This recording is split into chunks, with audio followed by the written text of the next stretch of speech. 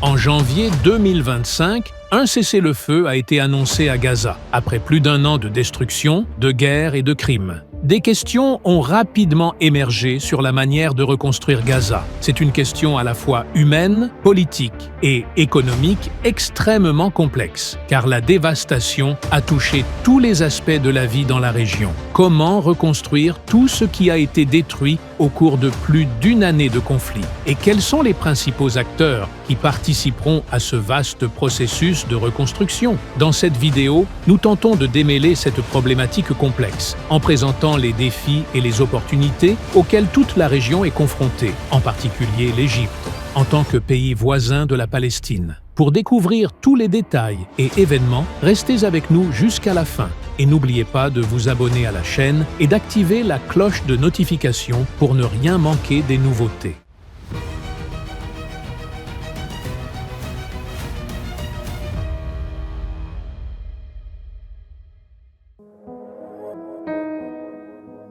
Gaza, la ville palestinienne fière, souffre depuis des décennies des ravages des guerres et du blocus. Le blocus israélien sur la bande de Gaza a commencé en juin 2007, ce qui a entraîné une dégradation importante des infrastructures et de l'économie. Et Gaza est devenue une région souffrant d'un grave manque de services de base tels que l'électricité, l'eau et les égouts. Au fil des années, la situation humanitaire s'est aggravée en raison des guerres répétées que Gaza a subies, notamment après l'opération Tsunami al-Aqsa du 7 octobre 2023, qui a augmenté la souffrance des habitants et causé des destructions massives dans les installations vitales et les infrastructures. Selon les rapports des Nations Unies, les destructions à Gaza pendant les dernières guerres ont été énormes, avec la destruction totale de 41 000 bâtiments, tandis que 95 000 autres ont été partiellement endommagés. De plus, l'infrastructure du secteur a subi de graves frappes, détruisant des routes, des ponts, des hôpitaux, des écoles et des installations publiques. Cette dévastation totale a créé un besoin urgent de reconstruction, un processus qui pourrait prendre 15 ans et coûter plus de 20 à 25 milliards de dollars, selon les estimations des Nations Unies.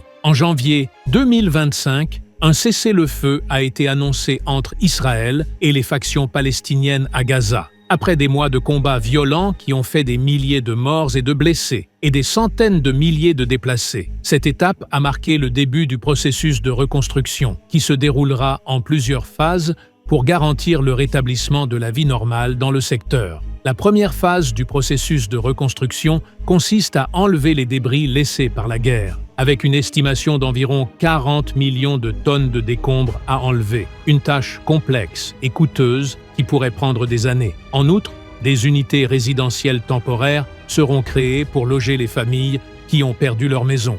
Il est estimé qu'il faudra construire 60 000 unités résidentielles temporaires et 1000 tentes pour accueillir les déplacés. La deuxième phase se concentrera sur la mise en place de plans complets pour reconstruire les maisons, réparer les routes et les ponts et réhabiliter les hôpitaux, les écoles et les installations publiques. Les victimes de la guerre, y compris les familles ayant perdu leur maison et les propriétaires d'entreprises détruites, seront également indemnisés. La troisième phase verra la mise en œuvre du plan sur 3 à 5 ans sous la supervision de plusieurs pays et organisations internationales, y compris les Nations Unies, l'Union européenne et des pays arabes comme l'Égypte et le Qatar. Cette phase comprendra la reconstruction complète des maisons, des bâtiments civils et des infrastructures, en veillant à ce que ces installations soient plus résistantes aux dommages futurs. La reconstruction de Gaza n'est pas une tâche facile, mais un processus complexe et coûteux qui nécessite d'énormes ressources et une coordination internationale à grande échelle. Selon les estimations des Nations Unies, le coût de la reconstruction des hôpitaux et des infrastructures médicales seul atteint 3 milliards de dollars en raison des destructions massives subies par le secteur de la santé à Gaza. Les hôpitaux, qui fournissaient des services médicaux à des centaines de milliers de personnes, ont subi des dommages considérables, entraînant l'effondrement quasi complet du système de santé. Ainsi, la reconstruction de ces installations et leur réhabilitation pour qu'elles puissent fournir les services médicaux nécessaires nécessite des investissements massifs et un long délai. Quant au coût total de la reconstruction de Gaza, les estimations suggèrent qu'il pourrait pourrait dépasser 25 milliards de dollars. Ce montant inclut la reconstruction des maisons complètement détruites ou partiellement endommagées, ainsi que la réparation des infrastructures telles que les routes, les ponts, les réseaux d'eau et d'électricité. En outre, la réhabilitation des écoles, des universités et d'autres infrastructures publiques est également prévue. Il y a aussi 40 millions de tonnes de débris qui nécessitent un nettoyage d'une valeur de 1,2 milliard de dollars. Et cette tâche pourrait durer plusieurs années. La question la plus importante qui se pose est la suivante. Qui va payer cette facture de reconstruction? Les principales sources de financement proviendront des acteurs internationaux et régionaux. On s'attend à ce que les États-Unis, l'Union européenne et les pays du Golfe contribuent de manière significative au financement du processus de reconstruction. Ces pays et institutions disposent de la capacité financière pour fournir le soutien nécessaire, mais ils imposent également des conditions politiques et économiques pour garantir qu'ils bénéficient de ce processus. Par exemple, les États-Unis et l'Union européenne exigent le désarmement de la résistance palestinienne comme condition préalable pour fournir des fonds.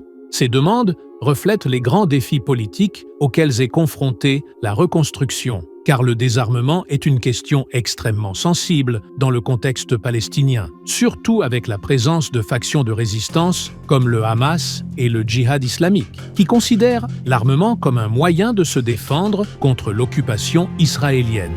De plus, il existe d'autres conditions liées à la restructuration de l'autorité palestinienne et son retour à la gouvernance de Gaza. Certains pays donateurs, comme les Émirats arabes unis, ont annoncé qu'ils ne participeraient à aucun plan de reconstruction ne garantissant pas une réforme radicale de l'autorité palestinienne et la préparation du terrain pour la création d'un État palestinien indépendant. Ces conditions reflètent le désir d'atteindre une stabilité politique à long terme dans la région, mais elles compliquent également davantage le processus de reconstruction. Les défis ne se limitent pas seulement au côté politique, mais incluent également le côté économique. Il existe des inquiétudes sur le fait que le processus de reconstruction pourrait devenir un terreau fertile pour la corruption, en particulier en l'absence de transparence et de bonne gouvernance. Gérer des milliards de dollars nécessite des mécanismes de contrôle stricts pour garantir que l'argent est dépensé de manière efficace et dans les bons endroits.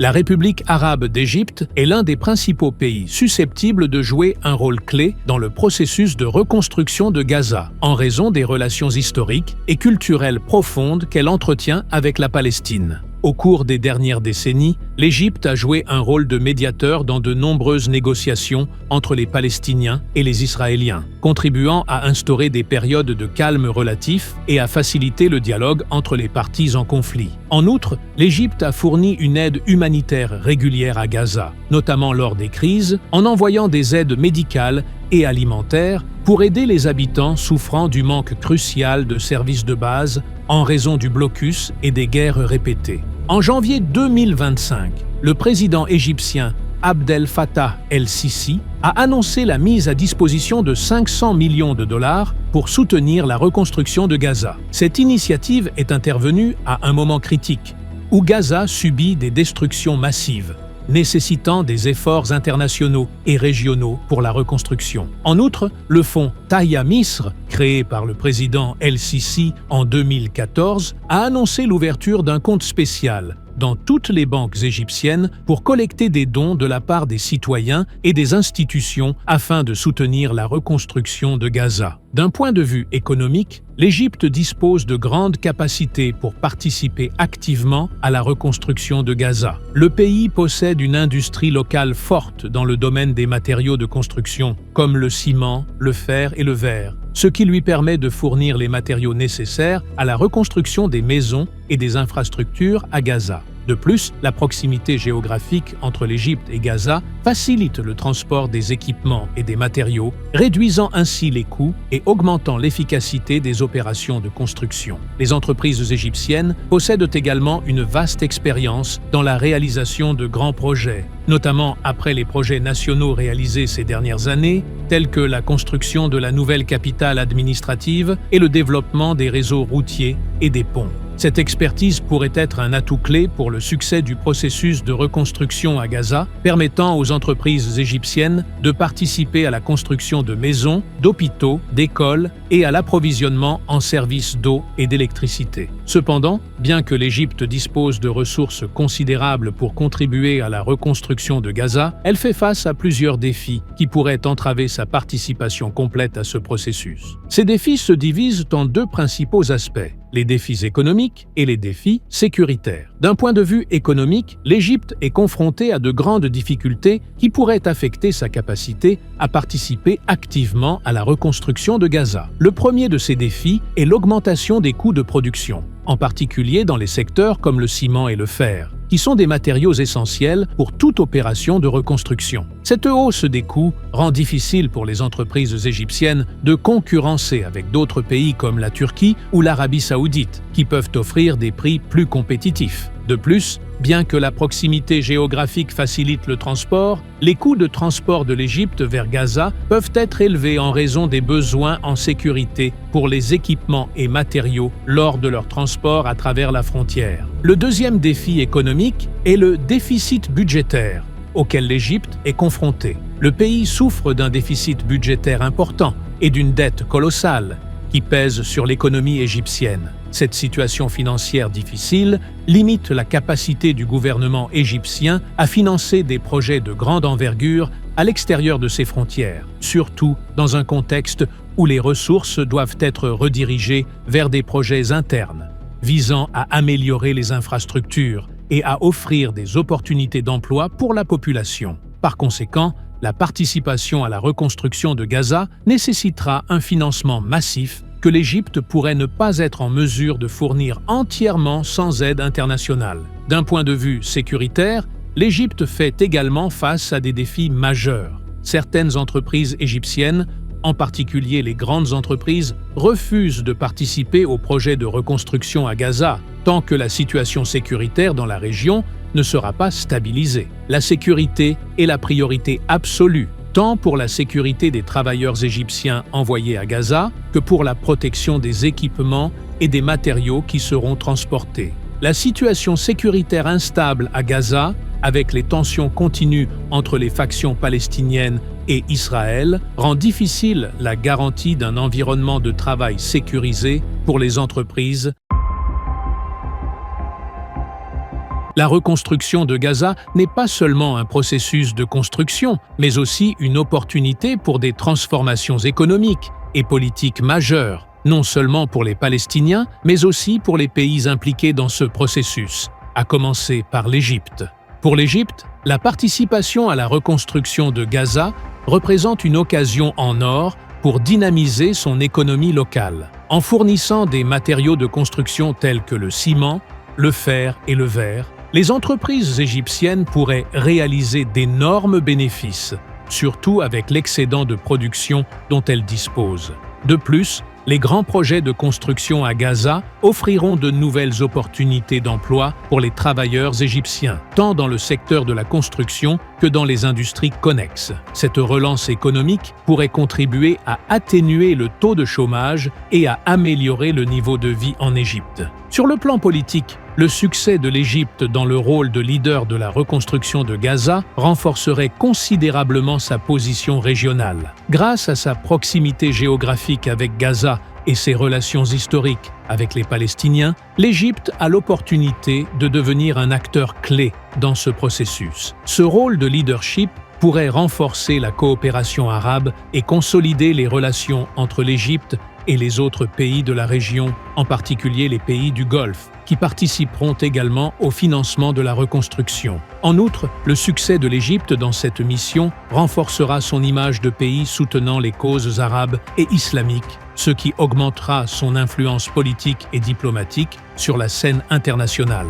Quant aux perspectives futures, le processus de reconstruction de Gaza pourrait constituer une occasion de parvenir à une stabilité durable dans la région. Mais cela dépend de plusieurs facteurs. Tout d'abord, les efforts internationaux doivent être bien coordonnés pour garantir que la reconstruction se déroule de manière juste et efficace, ce qui nécessite une large coopération entre les pays donateurs, les organisations internationales et les autorités locales à Gaza. Ensuite, il est essentiel de fournir les financements nécessaires pour réaliser les grands projets de construction, tout en veillant à ce que ces fonds soient dépensés de manière transparente et efficace. Enfin, le succès de la reconstruction dépend largement de la levée du blocus israélien sur Gaza, car la poursuite du blocus limiterait la capacité du secteur à intégrer les projets de construction et à retrouver sa vitalité économique. En conclusion, la reconstruction de Gaza représente une occasion historique de provoquer des changements positifs et radicaux dans la région.